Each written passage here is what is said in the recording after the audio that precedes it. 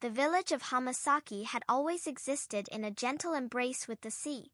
Its houses, a mosaic of timber and tile, nestled against a backdrop of verdant hills where bamboo groves swayed like verdant waves. For Aiko Tanaka, the sea was not just a view from her window, but a living, breathing entity that provided for her family, hummed lullabies in the night, and occasionally challenged their fortitude with its raw power. Yet, never had it unleashed such an apocalyptic fury. Aiko, at 78, had seen many seasons. Her hands, gnarled but agile, bore the quiet testament of a lifetime spent in meticulous crafting, miniature tea ceremony tools, delicate woven baskets, the intricate bamboo flutes her late husband had loved. That morning, however, her hands trembled not with the precision of a craftsman, but with the primal fear of survival. The initial tremor had been a familiar rumble, a deep groan from the earth. But then came the roar. Not the sound of a distant storm, but a hungry gargantuan beast devouring everything in its path. Aiko remembered the frantic shouts, the futile sprint towards higher ground with her neighbors, the terrifying, towering wall of water that swallowed homes, boats and lives in a single devastating gulch. She remembered clinging to a gnarled pine, her lungs burning with swallowed sea, the cold embrace of the water threatening to pull her into its dark abyss. When the sea finally receded, leaving behind a landscape of unimaginable desolation, the silence that followed was more terrifying than the roar. Hamasaki was gone. Wooden splinters, twisted metal, and the scattered remnants of people's lives lay strewn across what was once a vibrant community. The air hung heavy with the smell of brine, mud and loss. Aiko sat on a patch of debris-strewn earth, shivering despite the rising sun. Around her, others emerged, spectral figures, their faces etched with shock and grief. Young Kana, whose parents ran the local fishing store, crouched nearby, her usually bright eyes hollow, staring blankly at the ruined expanse where her home once stood. Saku, a man of quiet strength who had always organized the village festivals, stood transfixed, a single tear tracing a clean path down his mud-streaked cheek. The enormity of it all was suffocating. How could one even begin? What was there left to rebuild when the very ground beneath them felt alien, scarred? Days bled into a blur of raw survival. Relief workers arrived, bringing food, water, and temporary shelter. But the spirit of Hamasaki remained broken. People moved like ghosts, their conversations hushed, punctuated by sighs and the rattling of debris being cleared. The laughter, the vibrant chatter that had once filled the narrow streets, was gone, replaced by an oppressive silence of grief. Aiko watched them, her heart aching. She saw the despair in their eyes, the slumped shoulders, the lost hope.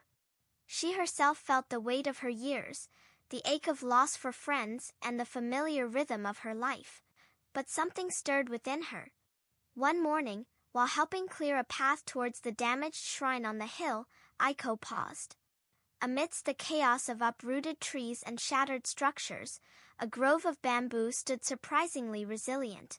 Bent at odd angles by the force of the water, many stalks were broken, splintered. But others, seemingly impossible, swayed gently in the breeze, their green leaves still vibrant, their roots holding fast to the earth. They had bent, yes, but they hadn't completely broken. A faint ember of an idea ignited within Aiko.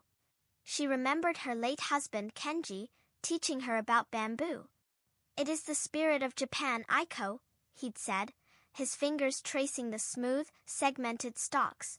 Flexible, enduring, empty yet full of purpose.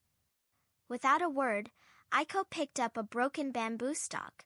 It was thick, sturdy, yet surprisingly light. She found a sharp piece of metal, a shard of a roof tile, and began to scrape to clean, to smooth the rough edges. It was an unconscious act at first, a way to anchor her own frayed nerves. She worked slowly, deliberately, her gnarled fingers remembering ancient rhythms. Kana, passing by on her way to collect water, stopped. She watched Aiko, her brow furrowed. Obesan, she said, her voice raspy. What are you doing? Aiko looked up, a faint smile touching her lips. Just remembering, she said, holding up the smooth piece of bamboo. It was nothing grand, just a cleaned, polished section of a stalk. We need to make tools, Kana-chan, to clear, to rebuild. Kana looked around at the vast expanse of destruction. What good is one bamboo stalk, Obesan? Everything is gone. Her voice cracked with a bitterness that was raw and honest. Aiko nodded, understanding. One stalk, no. But many stalks, Kana-chan? And many hands? She gestured to the grove. The bamboo survived. We must too. Aiko's first creations were humble, purely functional. She fashioned crude scoops to clear mud, makeshift handles for broken tools, and sturdy ties to lash together temporary shelters. She didn't preach or demand, she simply worked, her quiet perseverance a silent invitation. Saku, witnessing Aiko's unwavering dedication, felt a flicker of something he hadn't felt since the tsunami, curiosity, then a grudging respect. He approached her one evening, his shoulders still heavy with the burden of leadership. Aiko-san, he said, your hands move as if there were no disaster, no loss. Aiko paused, brushing bamboo dust from her lap. The hands remember, Saku-san, and the mind needs something to focus on, other than grief. She held up a small, intricately woven mat she had just finished. It was simple for drying tea leaves, but its precise pattern spoke of order and beauty amidst the chaos. We cannot rebuild without our hands, and we cannot rebuild without our hearts. Saku looked at the mat, then at Aiko's calm, determined face. He understood. The external rebuilding was being handled by the authorities, but the internal rebuilding, the healing of their shattered spirits, that was what Aiko was quietly pioneering. He began to help her, not with the crafting at first, but with the practicalities, clearing a larger space under a resilient tent, gathering more bamboo from the groves, sharpening tools for her. Kana, meanwhile, was drawn in almost against her will. She found herself watching Aiko more and more. The elder woman's movements were slow, deliberate, each cut and weave a meditation. One afternoon, Aiko found Kana staring blankly at a pile of debris. Kana-chan, she called softly, could you help me with this? She held out a simple bamboo strip. It needs to be split evenly. Reluctantly, Kana took the strip. Her first attempt was clumsy, uneven. Aiko didn't scold. Instead, she gently guided Kana's hands, demonstrating the subtle pressure, the precise angle. Like a breath, Aiko murmured. Steady, even. You feel the grain of the bamboo, Kana-chan. You listen to it. Slowly, tentatively, Kana began to understand. The rhythmic work, the focus required, the small satisfaction of a perfectly split strip. It was a balm to her raw nerves. For the first time since the tsunami, her mind was quiet, not consumed by the replay of the disaster, but by the tangible act of creation. Word spread. In the temporary housing shelters, people talked about Obesan Aiko and her bamboo. Some scoffed, deeming it trivial amidst the immense task of rebuilding. But others, desperate for an anchor, began to drift towards Aiko's makeshift workshop. It became more than just a place to make tools. It became a gathering spot. Under the shade of a patched-up tarp, men and women, young and old, sat together, their fingers learning the ancient craft. Aiko had a quiet way of teaching, never lecturing, always demonstrating, her voice a soft murmur of encouragement. Bamboo bends, but it does not break, Aiko would often say, her eyes reflecting the wisdom of her years. It is strong, yet flexible, like us. We bend under the storm, but we must not break. We return to our roots, and we grow again.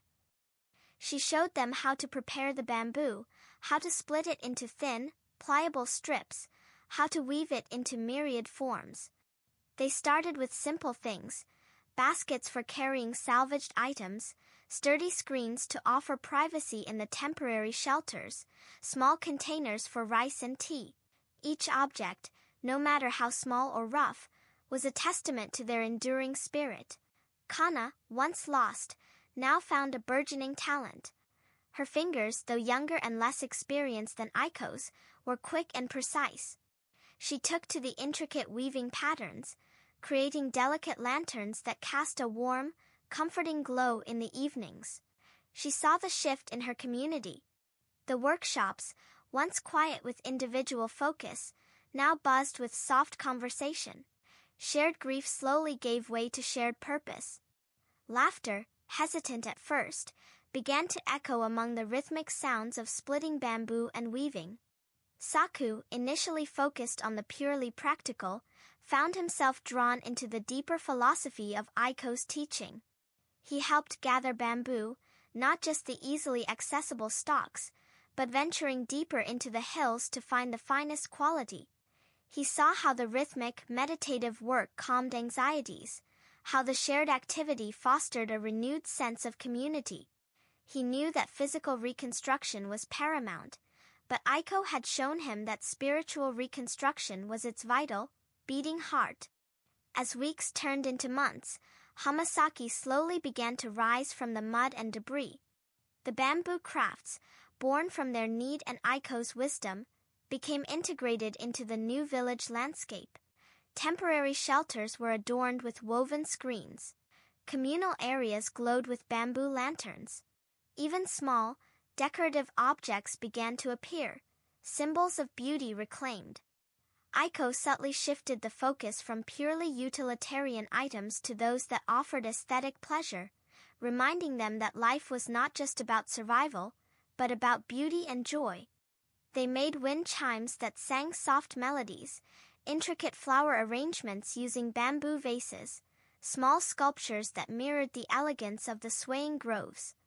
One evening, as the sun dipped below the horizon, painting the sky in fiery hues, Aiko sat with Kana and Saku, observing the revitalized energy of their people.